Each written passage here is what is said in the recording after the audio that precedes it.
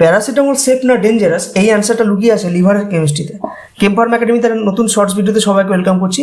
তো আজকে যে টপিকটা নিয়ে কথা বলবো সেটা হলো প্যারাসিটামল নর্মাল ডোজে কি হয় আর ওভার ডোজ হলে কি হবে। নর্মাল ডোজে প্যারাসিটামল যখন মেটাবলাইজড হয় লিভারে, তখন 90% প্যারাসিটামল সেফ পাথওয়ে দিয়ে মেটাবলাইজড হয় আর কিছুটা পরিমাণ টক্সিক পাথওয়ে দিয়ে যায়। তো সেফ পাথওয়েতে কি হয়, ফ্যাট সলিউবল প্যারাসিটামল যখন মেটাবলাইজড হয়ে ওয়াটার সলিউবল মেটাবলাইটে কনভার্ট হয়, তখন দুটো প্রসিডিওরকে মেনটেন করে, একটা হচ্ছে গ্লুকুরোনাইডেশন, একটা হচ্ছে সালভেশন।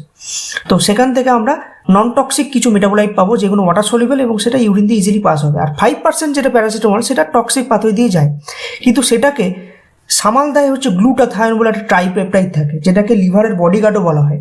এই গ্লুটাথায়ন কি হয়, এই যে টক্সিক মেটাবলাইট NAPQI, যেটা সাইটোক্রোম P450 এনজাইম দ্বারা তৈরি হয় প্যারাসিটামল থেকে, যেটাকে N অ্যাসিটাইল প্যারাবেনজোকুইনোন ইমাইনও বলা হয়ে থাকে, সেইটাকে আটকে দেয় হচ্ছে গ্লুটাথায়ন।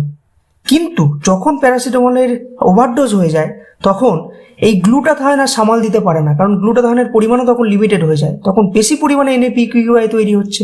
তার মানে লিভারের সেলগুলোকে মেরে দেবে ইজিলি এবং লিভারের ড্যামেজ হবে।